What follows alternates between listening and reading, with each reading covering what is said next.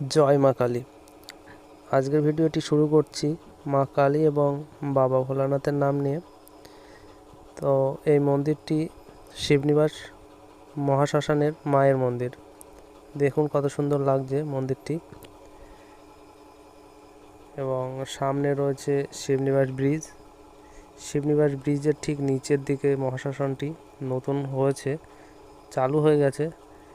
কিছু কন্ট্যাক্ট নাম্বারের আপনারা দেখতে পারলেন। এটা বৈদ্যুতিক চুল্লির ঘর, যেখানে মৃতদেহ দাহ করা হয়ে থাকে।